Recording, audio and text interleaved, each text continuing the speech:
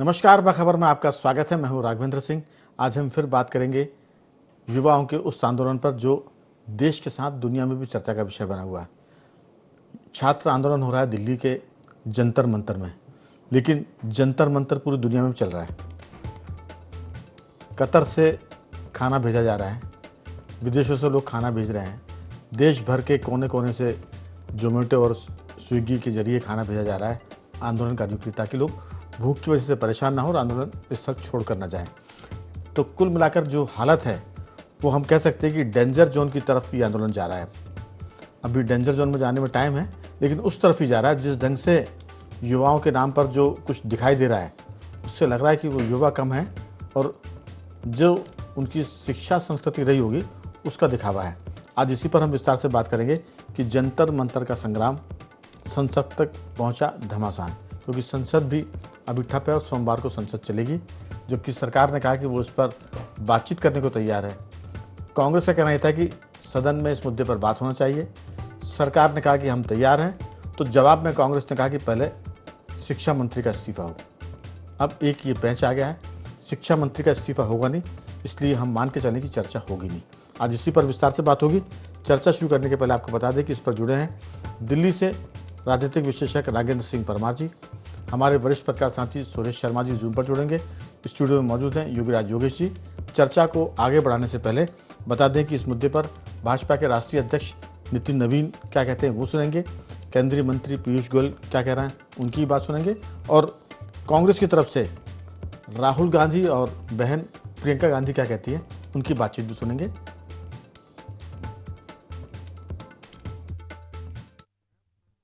मंत्री श्री नरेंद्र मोदी जी ने स्पष्ट कर दिया है कि कठोर से कठोर कार्रवाई की जाएगी। जो दोषी हैं ऐसे कारनामों के लिए फास्ट ट्रैक कोर्ट बनाकर सजा दी जाएगी, कड़ी सजा दी जाएगी, और कई सारे कदम आगे चलकर इस विषय में सरकार लेगी, जिससे हमारे युवा युवतियों की आशाएं अपेक्षाएं पूरी की जा सके। हमारा कांग्रेस पार्टी और विपक्ष से अनुरोध है कि विषय का राजनीतिकरण ना करें, भागे मत, चर्चा कीजिए। विपक्ष जो चर्चा से भाग रहा है, विपक्ष जो राजनीतिकरण कर रहा है, इसकी घोर निंदा करते हैं। एनडीए की सरकार पूरी तरह से छात्र और युवाओं के भविष्य के लिए हर स्तर पर चर्चा को तैयार है, पर राहुल गांधी और कांग्रेस और संपूर्ण विपक्ष चर्चा से भाग रहे हैं, क्योंकि उनको मालूम है जब वो सदन के पटल पर चर्चा करने आएंगे तो उनकी जो दोहरा चरित्र है वो जनता और युवाओं के बीच में जग जाहिर हो जाएगा। हम तो खुली चुनौती देते हैं, आइए संसद के पटल पर छात्र और युवा के विषय पर, नीट के विषय पर, हर विषय पर हम चर्चा करने को तैयार हैं। राहुल गांधी के जो राजनीतिक दृश्य रहा है भगोड़ा का, भारतीय जनता पार्टी का सांसद हर विषय पर, भारतीय जनता पार्टी और एनडीए की सरकार हर विषय पर चर्चा भी करने को तैयार है और हर सवाल का जवाब देने को तैयार है। पर मुझे मालूम है कि राहुल गांधी जी और उनकी कुनबा कभी भी चर्चा के लिए सामने नहीं आएगा, क्योंकि उनके पुराने जो इतिहास रहे हैं, 50-60 सालों का जो उनका इतिहास रहा है युवाओं को ठगने का, भटकाने का, आज भारतीय जनता पार्टी और एनडीए की सरकार ने युवाओं के भविष्य को एक सही दिशा दी है। आज देश भर में संस्थाएं, कोचिंग इंस्टीट्यूट, कॉलेज, सब प्रकार की संस्थाएं खुलकर पूरी तरह से युवाओं के भविष्य को दिशा देने में हम लगे। आपके साथ है और जो आपके साथ हो रहा है, आप पर जो वायलेंस हो रहा है उसके हम बिल्कुल खिलाफ हैं। नहीं, अब देख रहे हैं, हम जाने की कोशिश कर रहे हैं। हम 30 जनवरी मान जाना चाहते थे, सिंबॉलिकली गांधी जी की असैसिनेशन स्पॉट है इसलिए। देखिए, ये तो वही बात हो गई ना कि बच्चा कह रहा है कि पापा मैं डिजाइनर बनना चाह रहा हूँ, और पापा कह रहे हैं कोई बात नहीं बेटा, फिक्र मत करो, मैंने तेरी सेटिंग करके इंजीनियरिंग कॉलेज में एडमिशन करा दिया है। प्रॉब्लम एक है, बच्चा कुछ कह रहा है, आप कुछ और कह रहे हो। नेता है, नेतृत्व दिखाने का समय आ गया है, नेतृत्व दिखाएं। बच्चे कुछ कह रहे हैं, पहले उनकी बात सुने, उनकी मांगे क्या है। स्पष्ट मांगे हैं, धर्मेंद्र प्रधान रिजाइन करे। दूसरा कि जितने भी जिन्होंने इनको मारा है, पीटा है, उन पे कार्रवाई हो। जितनी भी डिमांड है इनको पहले आप फुलफिल करो ना, इतना मुश्किल नहीं है। सिस्टम में भरोसा टूट गया है, बच्चों का, स्टूडेंट्स का भरोसा टूट गया है। तो सिस्टम द्वारा अगर आप कोई सोल्यूशन देंगे तो बच्चा उसको एक्सेप्ट नहीं करेगा। तो कुल मिलाकर बच्चों का भरोसा सरकार पर या सिस्टम से टूट गया है, प्रियंका जी कह रही थी। राहुल गांधी कह रहे थे कि छात्रों के साथ हम हैं और अगर उनके साथ जो वायलेंस हो रहा है उसके खिलाफ है। अब वायलेंस उनके साथ हो रहा है कि कौन कर रहा है ये सब देख रहे हैं, क्योंकि दोनों तरफा वायलेंस है। एक वायलेंस के खिलाफ वायलेंस है और एक शुरुआती हिंसा से हो रही है, लोग पत्थर लेकर साथ में आ रहे हैं। तो बहुत सारी बातें जो एक दूसरे को काटती भी हैं और बहस का मुद्दा भी बनाती हैं। हमारे साथ जुड़ गए हमारे तीनों मेहमान, सुरेश शर्मा जी, नागेंद्र सिंह परमार जी और स्टूडियो में हैं योगीराज योगेश जी। आप सभी का बहुत बहुत स्वागत है। चर्चा की शुरुआत सुरेश जी आपके साथ करना चाहते हैं कि ये जो सारा मामला है, आज़ादी के बाद ऐसा नहीं है कि कोई पेपर लीक कांड पहली बार हुआ हो, कई बार हुए हैं, सैकड़ों बार नहीं, हो सकता है गिनती करेंगे तो हज़ारों बार भी आ जाएंगे जो आंकड़े हैं।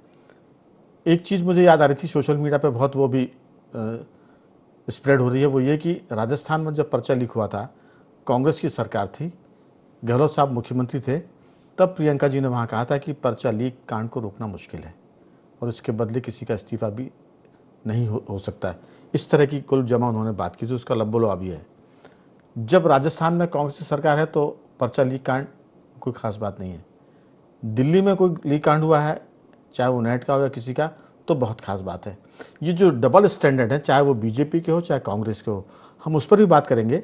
एक पत्रकार के नाते बहुत मुश्किल है कि आप तटस्थ मार्ग अपनाएं, लेकिन हम बेशक देश के साथ हैं, न बीजेपी के साथ हैं न कांग्रेस के साथ हैं। जब देश की बात आती है तो पत्रकार देश के साथ होता है। आज आपकी राय उसी आधार पर हम जानना चाहते हैं कि सारा मसला, क्या ये कोई ऐसी गैंग है जो आंदोलन कर रही है जिसे बीजेपी जेएनयू कहती है, जिसे बीजेपी कहती है कि वो शाहीन बाग है, किसान आंदोलन के लोग भी इसमें शामिल है, या जो कांग्रेस कह रही है वो है? इन दोनों में सच क्या है, सुरेश जी आपसे जानना चाहते हैं। बहुत बहुत धन्यवाद राघवेंद्र जी। सबसे खास बात यह है कि ये जो आंदोलन है ये शुरू हुआ था पेपर लीक के मामले में, और पेपर लीक जो था उसका समाधान निकाल लिया गया और समाधान निकाल करके री एग्जाम हो गए और री एग्जाम उसका रिजल्ट आ गया। रिजल्ट आने के बाद जो छात्र हैं उन्होंने अपना अगला स्टेप उठाना चालू कर दिया। लेकिन एक विदेश में बैठा हुआ एक व्यक्ति, और जिसको ये कहा जाता है कि सोरोस फाउंडेशन के पैसे से जिस आदमी को भारत में भेजा गया, या भारत में पहले से ही उनकी सोरोस गैंग काम कर रही है राहुल गांधी की अगुवाई में, वो बहुत स्पष्ट है। वो मेरे कहने की आवश्यकता नहीं है, क्योंकि अनुराग ठाकुर साहब जो है इस बारे में पार्लियामेंट में बोल चुके हैं। इसलिए हम सब लोगों के लिए खबर की दृष्टि से ये महत्वपूर्ण है कि एक गंभीर आरोप लगा है। और इसके बाद जो है ये तय हुआ कि छात्रों के लिए, छात्रों के भविष्य के लिए पेपर लीक न हो, इसके लिए क्या व्यवस्था की जाए। तो आपको एक घटनाक्रम में सुनाना चाहता हूं कि 2024 में जब सबसे पहले हुआ तो चंद्रचूड़ साहब सीजेआई थे, उनके सामने ये मामला ले जाया गया और उन्होंने कहा कि जो लीकेज का मामला है ये बिहार का है, बहुत ज्यादा लंबा चौड़ा नहीं है, इसलिए री एग्जाम की आवश्यकता नहीं है। और अब जो है 2024 में ही भारत सरकार ने एक जो एंटी नकल का जो है इनको रोकने के लिए और पेपर लीकेज के मामले में एक कानून बनाया। इससे पहले पूर्ववर्ती सरकारों ने इस प्रकार का कोई कानून नहीं था, सब आईपीसी के अंतर्गत चलता था सारा। तो एक स्पेशल कानून 2024 में बनाया और उस कानून के अंतर्गत 5 से 10 साल की सजा और 1 करोड़ रुपए का जुर्माना, और जो भी आरोप लगाए जाएंगे, जो भी धाराएं लगेंगी, वो गैर जमानती धाराएं होंगी। इतना सख्त कानून बनाया भारत सरकार ने।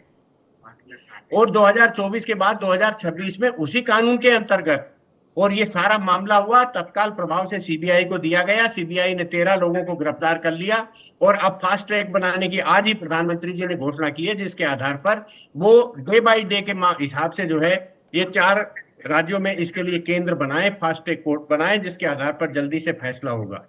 ये हो गया सारा सिस्टम का काम। और इस सिस्टम के काम के अंतर्गत मुझे नहीं लगता कि कोई को भी नहीं लगता है कि सरकार की तरफ से कोई निग्लिजेंसी बरती गई हो। जहां तक पेपर लीक होने का प्रश्न है, तो मैं पहले दिन से राघवेंद्र जी एक बात कह रहा हूं कि ये सारा मामला जो है, ये कोचिंग का जब से जाल फैला है, कोचिंग माफिया का सारा खेल है। और इस बार के मामले में तो स्पष्ट हो गया कि जो कोचिंग के अंदर पढ़ाने वाले लोग थे, उन्हीं लोगों के माध्यम से जो है पेपर बनाए गए और लीकेज हुए और उन लोगों को गिरफ्तार किया गया। ये सारा मामला सार्वजनिक रूप से है। इसलिए यदि एनटीए इस मामले की परीक्षा कराती है तो इस्तीफा जो है प्रदीप जोशी से मांगा जाना चाहिए। शिक्षा मंत्री से इस्तीफा मांगने का से ही राजनीति प्रारंभ हो जाती है।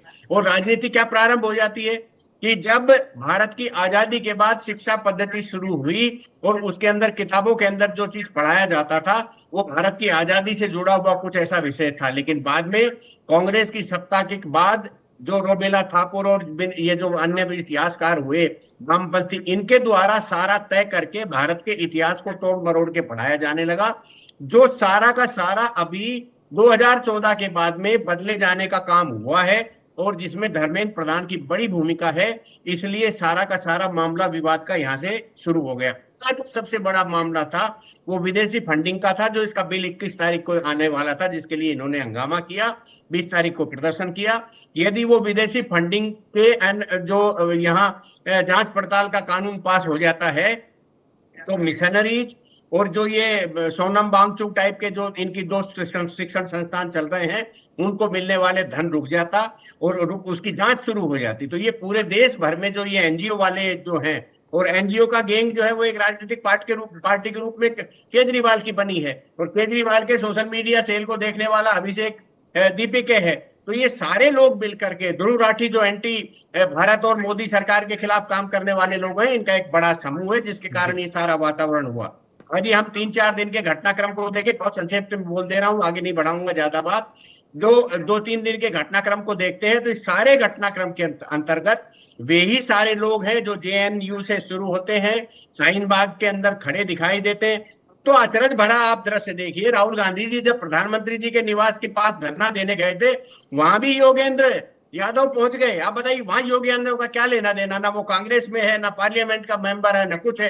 लेकिन ये आंदोलन जीवी जो है, इन्होंने सारा मामला हाईजैक किया। एक बात फाइनल कह करके मैं अपनी बात रोक रहा हूं, और वो ये है कि आखिर राहुल गांधी को एकदम से ये प्रदर्शन क्यों करना पड़ा? क्योंकि 20 तारीख के प्रदर्शन में जिस प्रकार की हिंसा असामाजिक तत्वों के द्वारा की गई, और जो आम आदमी पार्टी के ताहिर हुसैन स्टाइल की पूरे का पूरा हिंसा का आयोजन हुआ, और उस हिंसा के अंतर्गत जो टाइल्स को तोड़ करके और उसका उपयोग किया गया, बैग में भर करके जो पत्थर ले जाए गए और उनसे पुलिस प्रशासन को मारा गया, उसको जब ये मालूम चला तो कांग्रेस बैक हुई। और जब आम आदमी पार्टी ने ये कहा कि हमने इस सारे आंदोलन के अंतर्गत अपने दिल्ली के कार्यकर्ता भेजे थे जो पहले से हिंसा में एक्सपर्ट थे, जो दिल्ली दंगे में शामिल थे, उसके बाद कांग्रेस को यह लगा कि सारा का सारा मजमा जो है आम आदमी पार्टी लूट के लेके चली गई, इसलिए कांग्रेस ने अलग से काम किया। और कांग्रेस तो पहले से ही चीन के साथ समझौता और जॉर्ज सोरोस के फंड से अपनी पार्टी चला रही है, इसलिए सारा देश विरोधी संगठन, देश विरोधी तत्व जो है, ये वर्तमान विपक्ष के नेतृत्व में भारत की सरकार के खिलाफ, भारत की जनता के खिलाफ, हिंदुत्व के खिलाफ, आरएसएस के खिलाफ एक ऐसा वातावरण बनाने की कोशिश की गई है जो देशद्रोही है। जनता समझ गई है और मुझे लगता है आने वाले समय में जनता इसका बराबर जवाब दे देगी। बिल्कुल सुरेश शर्मा जी, दरअसल बात यह कि वो संघ विरोधी हो कोई दिक्कत नहीं है, सरकार विरोधी हो कोई दिक्कत नहीं है, दिक्कत देश विरोधी पर होगी। हम इस पर भी नहीं जाना चाहते कि इसमें कौन कितना सच है कौन कितना गलत, लेकिन जो दृश्य दिखाई दे रहे हैं, पुलिस लाठीचार्ज करती हुई दिख रही है, उसमें यह भी दिख रहा है कि पुलिस पर मिर्ची का स्प्रे किया गया, पुलिस पर पथराव भी किया गया। और फिर सबसे चिंताजनक बात है कि जो हमारी बेटियां हैं वो बैनर पोस्टर गालियों के लगा रही हैं, प्रधानमंत्री मोदी को माँ बहन की गालियां दे रही हैं, लड़कों से कह रही है कि तुम्हारे लिए हम यहाँ तक आए हैं तो तुम घर से बाहर क्यों नहीं निकलते। जिन शब्दों का इस्तेमाल वो कर रही है, मैं कैमरे के सामने उसका इस्तेमाल नहीं कर सकता, बहुत ही निंदनीय, लज्जा और शर्मनाक है वो। तो ये बहुत सारी बातें जो बताती कि ये आंदोलन किस हद तक ऊपर जा रहा है और किस हद तक नीचे जा रहा है। लेकिन इसमें कोई शक नहीं नागेंद्र जी, आप दिल्ली में हैं, दिल्ली की पुलिस इंटेलिजेंस बहुत बारीकी से काम कर रही है। जो हमको खबरें और संकेत मिली वो है कि दिल्ली के पुलिसकर्मी जो चश्मा लगाया उसमें भी बाकायदा रिकॉर्डिंग हो रही है, हर चीज़ को रिकॉर्ड किया जा रहा है। सरकार के पास वो सारे सूत्र इकट्ठे हो रहे हैं जो ये कुछ दिनों बाद जब वो पूरे होंगे तो सरकार बताएगी कि ये आंदोलन किस तरह से शाहीन बाग की तरह पीएफआई ने किया है, किस तरह किसान आंदोलन में दूसरे तरह के लोग आए थे जो लाल किले पर चढ़ गए थे और जिन्होंने वहाँ हिंसा की थी। मुझे लगता है कि ये सब आंदोलन भी सरकार की ढील से बढ़ रहा है और सरकार चाहती है कि ये सब लोग उजागर हो जाएं, एक्सपोज हो जाएं। जितने लोग बैठे हैं, चाहे वो योगेश यादव हो या पत्रकारों की टीम हो या एनजीओ हो, वो बिलों से बाहर आए। आपकी राय, दिल्ली में जो हो रहा है उसको दिल्ली के लोग कैसा सोचते हैं और उसमें आपकी राय क्या है? जो इस समय जो ये आंदोलन चल रहा है, इस आंदोलन में एक बड़ा हिस्सा उन छात्रों का, उन छात्राओं का है, उन पढ़ने वाले बच्चों का, कहिए आप उन जैसी का है, जो कहीं ना कहीं शिक्षा व्यवस्था की खामियों को लेके, शिक्षा व्यवस्था में सुधार को लेके, निष्पक्ष जांच को लेके और जो पेपर लीक के दोषी हैं उनके विरुद्ध कार्रवाइयों को लेके इस आशा से जा रहे हैं कि अगर हम जाते हैं तो शायद हमारे को शिक्षा व्यवस्था के रूप में भावी भविष्य के लिए हमें एक सुधार देखने को मिलेगा। लेकिन कोई भी आंदोलन है, इस तरह के जो छात्रों के आंदोलन होते हैं उनका महत्व तभी तक होता है जब तक कि वो ऑर्गेनिक है। अगर वो ऑर्गेनिक नहीं रहते तो उसमें जब अराजक तत्व आ जाते हैं और उसमें आंदोलन जीवी आ जाते हैं तो ऐसे में आने के बाद में हिंसा की संभावना बन जाती है। हिंसा की संभावना बन जाती है तो सबसे बड़ी बात है कि हिंसा का शिकार कौन होते हैं? चोटें उनको पहुंचती है, मारपीट उनको पीटते हैं उन भोले भाले मासूम छात्रों को जो अपने हकों को लेके और व्यवस्था में सुधार को लेकर की आशा में इन आंदोलनों के साथ जुड़ते हैं। उन्हीं को पकड़ा जाता है पुलिस द्वारा, क्योंकि छात्र लोग तो बच के निकल जाते हैं, पहले से ही वो तो बचे हुए रहते हैं, उनकी निगाहें रहती हैं। नहीं, वो आप ठीक कह रहे हैं, लेकिन दिल्ली के लोग क्या सोच रहे हैं इस आंदोलन को लेकर? यहाँ दोनों तरह की प्रतिक्रियाएं हैं, दोनों तरह की प्रतिक्रिया है। बहुत सारे बच्चे जो वास्तव में शिक्षा सुधार को लेकर वो जा रहे हैं और दोनों तरह की बातें हैं उसमें करने के लिए। क्योंकि देखिए ऐसा नहीं है कि बच्चों को चोटें लगी है, इसमें कोई शक नहीं है, बड़ी संख्या में बच्चों को चोटें लगी, लेकिन हमें ये नहीं भूलना चाहिए कि बड़ी संख्या में ही RAF पर पुलिस वालों को भी चोटें लगी हैं उसमें करने के लिए, वो भी कहीं ना कहीं चोटें हुए।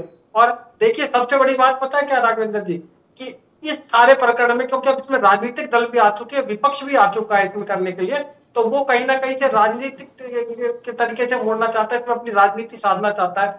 और लाख टके का सवाल तो ये है कि नुकसान किसका? राघवेंद्र जी, नुकसान देश का।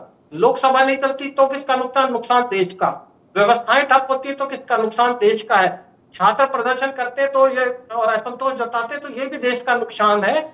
और गैर जिम्मेदार मतलब शिक्षा मंत्री के लिए जिनके बात हो रही है तो सिर्फ उन पे हम नीट पेपर की बात नहीं करेंगे। हालांकि वो शीर्ष नेतृत्व के आंखों के तारे हो सकते हैं, लेकिन आप देखिए कुछ समय पहले जब CBSE की परीक्षा में कॉपियों की जांच की बात थी, आंसर शीट की जांच की बात थी, वहां भी कुछ गड़बड़ियां पाई गई थी, मतलब कुछ ना कुछ खामियां पाई गई थी।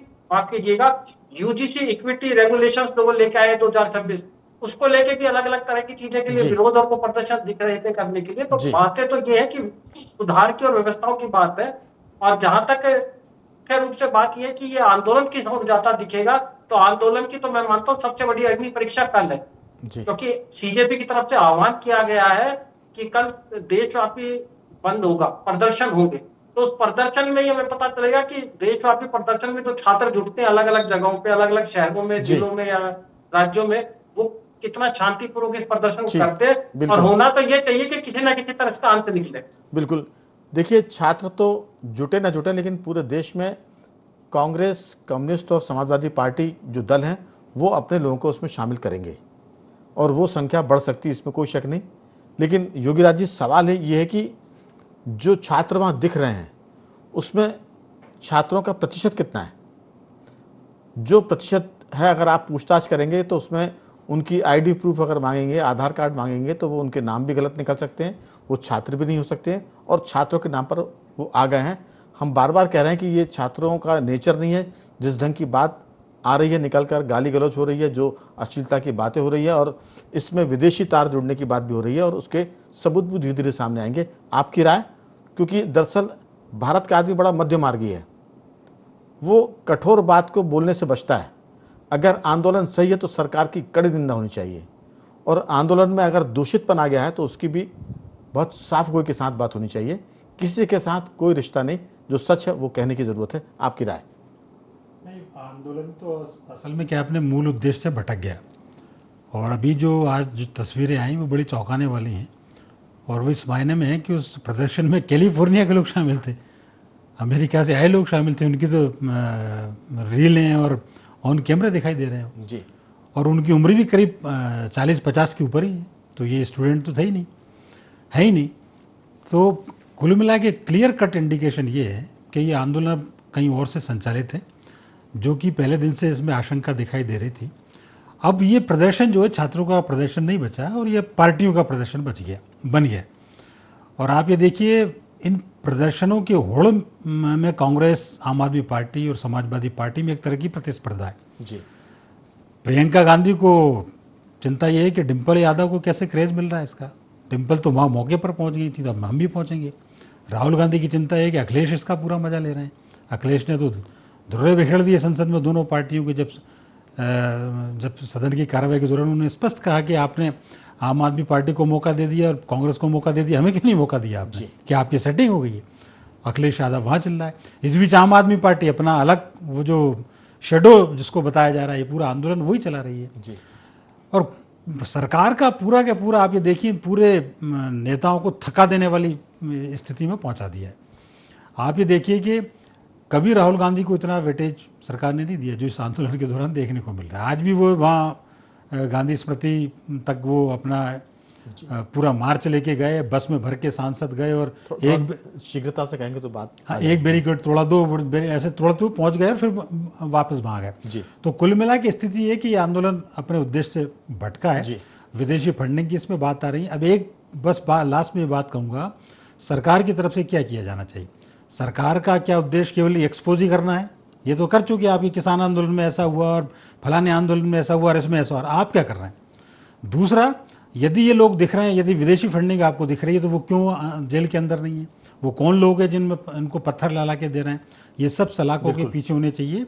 अब सरकार, हमें इंतजार है सरकार के एक्शन का। ठीक, दरअसल फंडिंग रोकने के लिए बिल इस सत्र में आने वाला है, जो विदेशी फंडिंग रोकने की बात हो रही है। उसके लिए सरकार एक दिल्ली में कोई बैंक तय करने वाली है कि सारे फंड उसी बैंक में आएंगे और उस बैंक के जरिए जिनको दिया जाने वाला है उनको जो कुल फंड आया उसकी 25% राशि दी जाएगी।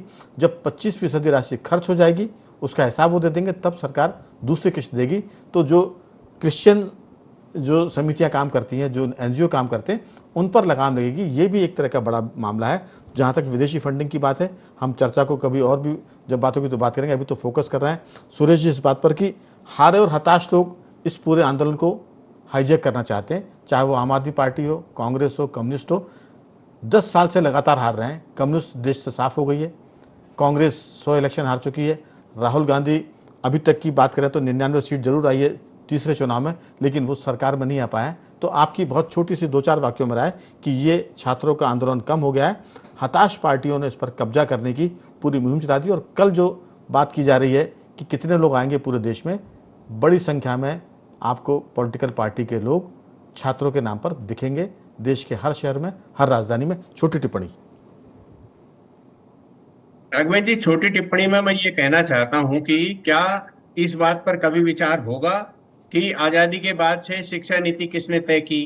जिस दल को बहुमत प्राप्त हुआ था उसने तय की, फिर उसके बाद जो है इंदिरा जी, राजीव गांधी जी, सारे लोगों ने मिलकर के तय की। मुस्लिम तुष्टीकरण और इन सारी चीजों को शिक्षा का पढ़ाए जाना कि साहब हमारा इतिहास जो है वो तो बाबर, हुमायूं और इनसे ही शुरू होता है। हमने चंद्रगुप्त के काल को, सारे जो पुराने हमारे ऐतिहासिक काल थे उनको गायब कर दिया। तो क्या शिक्षा पद्धति तय करने का अधिकार कांग्रेस को है या आम आदमी पार्टी को है या मनीष सिसोदिया अपने आप को शिक्षाविद मानते हैं तो क्या उनको है। भारतीय जनता पार्टी की सरकार है, एनडीए की सरकार है। तो आज की शिक्षा नीति, आज की शिक्षा बीजेपी की सरकार है जाए। सुरेश जी, 10 साल से सरकार बीजेपी तय करेंगी किस तरह की पद्धति, किस तरह की पद्धति आगे ले जाना है वो तय करेंगे। इसके लिए कोई बाकी लोगों का अधिकार कहां से आ जाएगा। जनादेश जिस दल के पास है वो अपनी नीति तय करेगा। ये लड़के जो है जो आए विदेश से, जल्दी से बात खत्म ये बता देंगे कि भारत की शिक्षा नीति कैसी होगी। ठीक, नागेंद्र जी, क्या छात्र बताएंगे शिक्षा नीति कैसे होगी? इतिहास क्या कांग्रेस और कम्युनिस्ट पार्टी तय करेगी? सवाल ये कि बता सकता है जी राघवेंद्र जी, छात्र तो बचा सकता है, लेकिन ये विदेश से आकर के लड़के खड़े हो गए।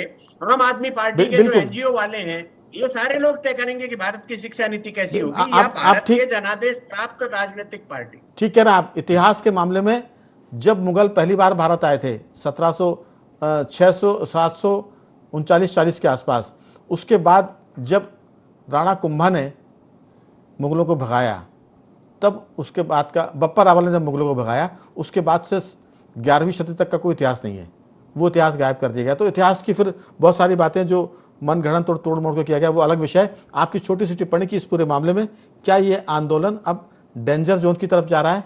दिल्ली के लोग क्या सोच रहे हैं? 2-4 वाक्यों में नागेंद्र जी। देखिए राघवेंद्र जी, किसी भी आंदोलन का मुख्य उद्देश्य होता है उसका मुद्दा स्थापित होना। इस आंदोलन में शिक्षा सुधार का मुख्य मुद्दा स्थापित हो गया, लेकिन इसका हल कहाँ निकलेगा? सड़कों पे इसका हल नहीं निकलेगा, हल तो संसद में निकलना है। तो जी। जो विपक्षी दल हाय तौबा कर रहे हैं और तमाम कर रहे हैं, तो संसद में आए ना, बैठे जी। ना, बात करें ना, विचार विमर्श करें ना और नीतियां बनाए। यही होना चाहिए, किसी भी मुद्दे का हल यही होगा या किसी भी समस्या का हल यही होगा। बिल्कुल, कुल मिलाकर कह सकते हैं कि संसद में जो हम पिछले 10 साल से और खासतौर से 5 साल से देख रहे हैं, संसद में सदन कम चल रहा है, हंगामे ज़्यादा हो रहे हैं। अब दिलचस्पी विपक्ष की सरकार सदन चलाने में नहीं है, सरकार की, वो अलग बात है। लोग देख रहे हैं कि सदन कौन नहीं चलने दे रहा है। सरकार कह रही कि हम चर्चा करना चाहते हैं, विपक्ष का कहना है कि पहले इस्तीफे की बात करें।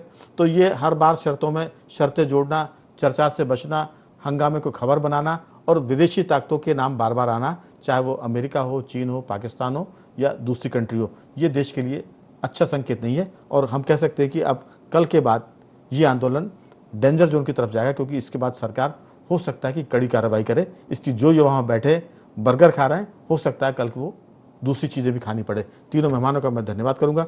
योगीराज जी आपका बहुत साधुवाद, नागेंद्र जी, सुरेश जी आपका बहुत धन्यवाद कि चर्चा में हिस्सा लिया। बखबर में आज इतना ही। बंदरी मां साथ और देखते रहिए IND24।